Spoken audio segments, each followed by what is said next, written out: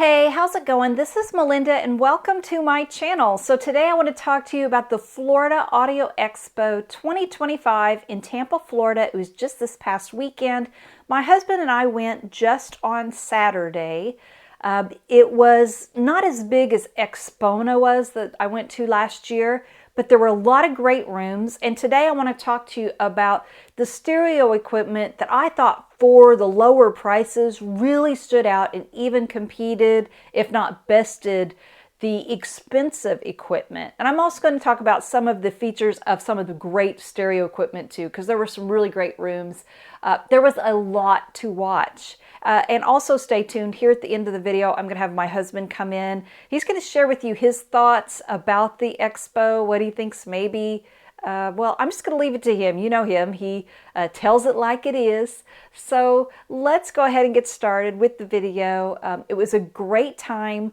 There were a lot of great rooms with stereo equipment setups.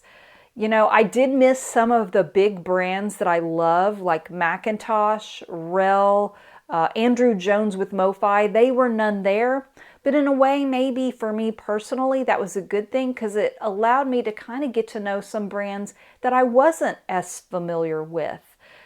It was a great time. I went into each room and I purposely did not want to know what the price of anything was until I listened to the music and heard the sound quality so that I could form an opinion just based on my listening ears and the visuals of the stereo equipment. Because for a lot of us, not everybody, but a lot of us like to have something that looks attractive and sounds amazing. So I ran into some really cool rooms. I'm going to be referring to some of my notes so that I don't misspeak on some of the names of the speakers and the stereo equipment, as well as the prices. So I also want to mention something that was really cool. Yes, most of the rooms, it's streaming because most people stream, you know. That represents a ton of people. And also, I did like seeing vinyl records. Some of the rooms had vinyl records. There were even a couple rooms that had reel-to-reel tapes. So the first room that really was cool that I want to share with you was going into a room that had Magnepans. They were Magnepan 2.7i. They were $6,000 a pair. I went and listened to Magnepans at Expo last year, and for some reason, whatever was going on in that room, they just didn't grab me like I was hoping they would, because I've always been very curious about Magnepans. A lot of people that I trust and respect really like those as speakers. So I went in this room and I sat down and they were starting to play a song on a vinyl record. I will leave a picture of what the vinyl record was. I closed my eyes and it was otherworldly how great it sounded. That record on the Magnepan speakers was unbelievably jaw-dropping good. I absolutely loved what I was hearing. And I would say out of all of the experiences of what I got to hear, in that moment, that one song on that vinyl record was the best of the day. But that record got taken off, you know, the one song was played, and then they handed it back to the owner, and it happened to be Michael Fremer. And he had this satchel, this old satchel full of what I call heat records. And it was the record that was playing what is out of print. It'd be really hard to find now. If I ever ran into it, I'd pick it up. But then he pulled out another record and asked the audience, everybody there, would you like to hear this? And I immediately, when I saw what it was like, yes. It was an original 12-inch single of Nirvana's Smells Like Teen Spirit. I've never heard an original vinyl record of Nirvana. So they cost a lot of money. This was the single, a 12-inch single. So I thought, yes, I'd love to hear it. And they put it on and it sounded good. But now the Magnepans, the weakness of that room, they didn't have subs in there and they needed a couple subwoofers. And then because the bass was a little weak on Smells Like Teen Spirit. But I mean, the Magnepans were awesome. And if you already have subs, that would do the job. I really someday would love to be able to have and listen to subwoofers, I should say the Magnepans in my music room. I already have great subwoofers. So I love my MoFi Source Point 10s, but the Magnepans for $6,000, they stood out. And it was really cool to see Michael Fremer pulling out all these amazing dream records out of his satchel. Another room that really stood out to me for the price and the sound quality and for what they were doing in the room, something a little different than everybody else. It was the Orchard Audio Streamer Room is what I would call it. They were paired with Soundfield Audio mini monitor speakers at $1,200 a pair. So very, very reasonably priced. Personally, the speakers themselves aren't as beautiful as some of the others, but the price, I mean, what do you expect, really? But the sound quality, I was very impressed with that room. I did a comparison or a review of the Pecan Pie Streamer last year, and since the one I reviewed, he's done an upgraded version that has a screen. That streamer and those Soundfield Audio mini monitor speakers sounded incredible together. And they played some things that they wanted us to hear that played to the strengths of the equipment. But they also, as people would come in, they'd say, what do you want to hear? They were taking requests. They didn't care what it was. One girl raised her hand and she said, I'd like to hear Duran Duran's Save a Prayer. And I thought that was very cool that they, oh, no problem, and they played it. What was great about that is a lot of the rooms, yes, so you go in there and they were streaming EDM music. It plays to the strength of stereo equipment and what it can do. Really cool special effects. But I also think it's really great when you go into a room and you hear a song you've heard a gazillion times, like Duran Duran's Save a Prayer. And all of a sudden, it sounds fresh and new and beautiful and exciting. And that's what I got out of that room. And we're talking $1,200 speakers. So I was really impressed with that room as well. Another room that I thought was fantastic was a company I had seen before but wasn't extremely familiar with. I'm talking about the Michell stereo equipment. I went in that room and the Michell equipment was beautiful. This turntable, that was about $7,000 turntable, looked like a piece of art. It was beautiful. The tube amps were gorgeous. And if I could give a hospitality award to any of the rooms, the Michell stereo equipment room would win it hands down. I understand that the people who are running the rooms get where they talk with people. Maybe they see somebody they haven't seen in a couple years. They're wanting to catch up and reminisce, or just meeting so many people. But that Michell room, when I walked in, when everybody walked in, we were all greeted. We were all made to feel extremely welcome. They were very accommodating, answering questions, telling us the history of Michell stereo equipment. So they made a really good impression on me. I haven't heard any of their equipment. I'd love to be able to have that opportunity. I think the equipment was beautiful and the people there were fantastic. Another room that really stood out to me for the money was the SVS room.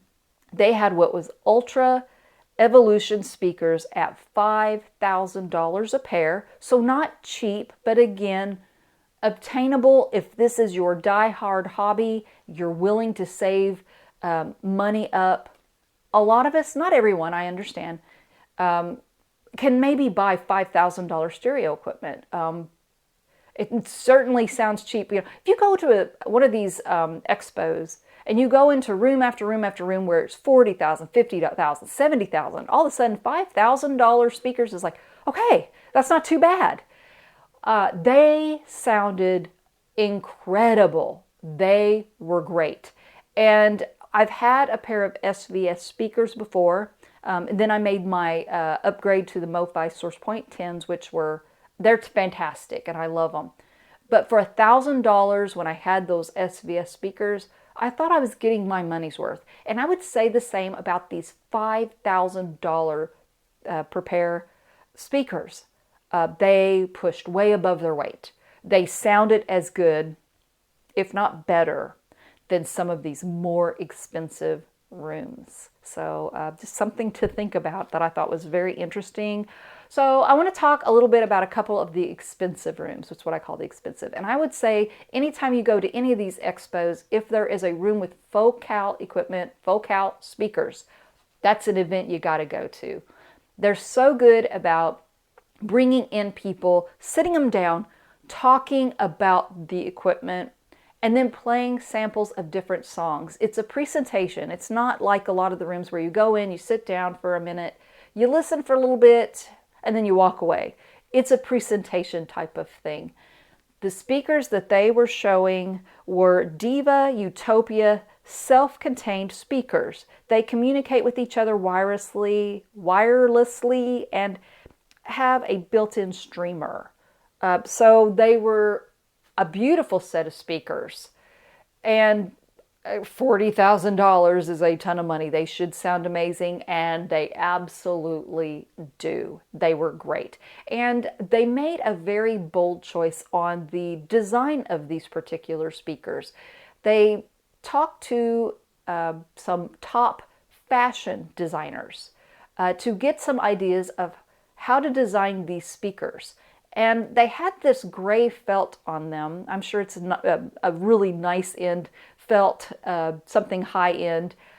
They looked beautiful. They were original and different. And I'll be honest with you, the people in the room weren't giving them the warmest reception. So they made the point to say, you know, if you don't like this felt look, you don't like this bold of a choice, we have traditional looks like wood grain. And people are like, okay, yeah, that's better. You know, we're old fashioned. We like certain looks for our speakers. I like that they were pushing the boundaries a little bit and making even more artistic choices, even though they were bold and not everybody loved them. It was a fun room. They always do a really good job with the presentation. Also, there was a room, and I hope I pronounced this one correctly. You know, that's what's cool. I'm seeing new equipment that I'm not familiar with. There was a room with Fyne Audio. It was spelled Fyne. Fyne Audio Vintage Classic X speakers. And what really stood out to me in that room, it was, you could tell they had spent hours meticulously setting up that room as if it was something that was going to stay there and last forever. You know, they spent the hours making it perfect, and it sounded absolutely incredible in that room. They played Sturgill Simpson's cover of Nirvana's In Bloom. That was one of the songs they played. And it was spectacular. It sounded so incredible. And another thing that really stood out to me in that room, oh, the speakers are $9,000 a pair. So they're not $40,000, they're not $1,200, $9,000 for a pair of speakers. Not obtainable for a lot of us, but for some people, you know, it depends on your priorities in life, where you're at in life, and what you can afford, of course. But I loved the guy that was running that room. We go in there and he's so friendly. He greets us. He's got this enthusiasm. He plays these songs. He's back there dancing and enjoying every minute of what he was doing. And there's something very infectious about someone when you can tell they want to be there, they love what they're doing. It was really, really cool. So I enjoyed all of those rooms. And I also want to say that what was something that was very special to me was I actually got to meet some of my viewers. There was a few people who came up and said hello. And, you know, as I'm making this video right now, I'm just looking into a camera. Very, very awkward. I won't, you know, lie, but I loved that when I went to this, I got to meet people who are actually watching my videos and have conversations and talk about music, talk about equipment.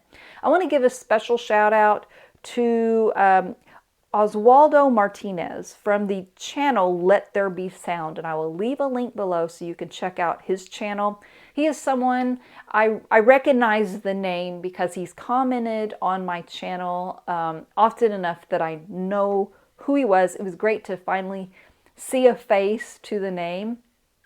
And it was just overall a really great time. So now I want to bring in my husband and let him talk to you about his experience as an outsider looking in.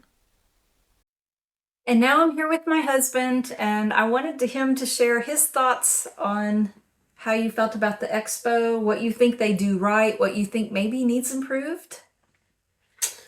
I was just arm candy, right? That's right. Yeah, you were impressive. People recognized you. You are famous. Actually, the funniest story is I'm standing outside the bathroom waiting for her to come out, and this couple comes up to me and is like, "Hi, you're Melinda Murphy's husband, right? Is she here?" Which I found pretty funny. Actually, That is funny. They were a very nice couple, and they watched the channel. And yeah, it's great to meet them. I won't mention any names in case people don't want to be recognized, but it was fun to meet people. Right. So you want to know what can be done better? Yeah. What do you think you liked about it? What do you think maybe because we kind of talked about a few things, but I wanted you to share with the audience what you think maybe are some of the things that they're doing there that kind of maybe turns people off a little bit. Well, I think people that set the rooms up probably ought to take a little extra time. And I know they're traveling and coming in and they probably have limited time, but I mean, literally they're putting tens of thousands of dollars worth of equipment sometimes in these rooms. And they just halfway just throw it in there, and there's no room treatments, and the acoustics are terrible. The other thing is there's people who are, and I tried to pay attention. It's hard to tell these days because of technology, because you're using a device. Just because you're using a device doesn't mean you're necessarily using Bluetooth. But I did catch a couple people who were actually using Bluetooth to stream, again, to tens of thousands of dollars of equipment. You got these high-end DACs and amps and speakers, and you're sending Bluetooth to it, which is compressed automatically. The thing that really bugs me is, I mean, I get you can't control your patrons, the people coming in, but the people who are running the room and they're standing up front between the speakers with somebody, blah, blah, blah, blah, blah, just will not shut up. And you're in there. It's called a listening room, and you're trying to listen, and you can't because there's somebody talking. And in general, I mean, again, you can't control the people that come in, but people ought to be more respectful anyway, but especially the people who are actually running the room and trying to market their equipment. Right. There were a few standouts where they would say, hey, let's go outside, let's go to the back of the room. There were a few people who were mindful of that, but most of them, there would be a guy sitting in the front row, blah, blah, blah. And we left because we couldn't hear the music. But what's the point? I didn't want to hear their conversation. I didn't know what they were talking about, and that didn't necessarily interest me. So we left. We left rooms that maybe could have wowed us, and they didn't, because we didn't get a chance. Yeah. And I mean, no, I don't want to focus on the negative because it was a good experience. There's a lot of nice people and good people, and everybody's good intention. But I think they need to do a little better job making their rooms set up correctly, acoustics correctly, playing quality music through a high quality DAC. Or a lot of them had turntables, but you would rarely see somebody playing. There was one guy, I don't know if you mentioned this earlier, but he had something playing real quiet in the background. He's over on the phone, and he's like, "Oh, I can't figure this out. I can't play anything right now because the internet's down." There was a turntable with a record on it there. Play the record. Yes. Yes. I remember that. That's what a lot of people are there for anyway. And, you know, it's like, oh my gosh, technology's down. What do we do? It's like, you have a vinyl record player. Right. So it's kind of entertaining that people just don't think that through. But overall, it was a good experience. It was fun. Yes. We had fun. A lot of super nice people. And but there's a few things that people can do better, I think. I agree. It was great. I enjoyed it. It was great to meet new people. It was great to experience stereo equipment from brands I'd never heard of. A lot of these companies are putting their best foot forward. Some need a little help, but it was just overall a really great experience. So thank you for going with me, and thank you all for watching. If you enjoyed this video, please hit the subscribe button, the notification bell. Give me a huge thumbs up because it really does help my channel to grow. But most importantly, thank you so much for watching, and I will see you next time. Take care. Bye-bye.